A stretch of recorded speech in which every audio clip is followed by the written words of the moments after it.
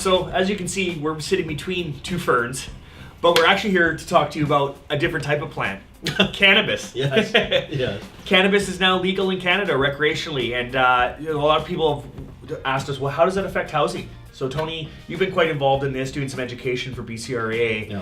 People can now grow plants in their house. What does this mean for real estate? Great question. So, one of the biggest concerns always has been grow ops.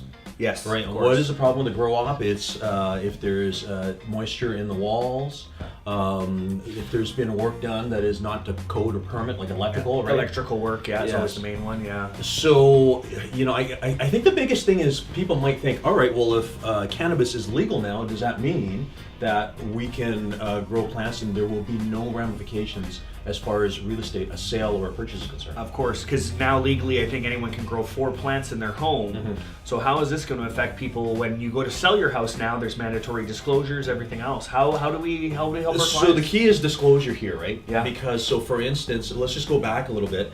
If a client or buyer was looking at a house that was a grow up and past, Yeah. right now there's a lot of people thinking, well, maybe that means I can get that house at a discount. Yeah. A 20% discount, 30% discount, Yeah. some people say, right? But the problem is if the disclosure exists now and you buy the house for 30% off, it will always exist. So when you go to sell the house and it is still classified as grow up, you will only be able to get that much. Of course. Right?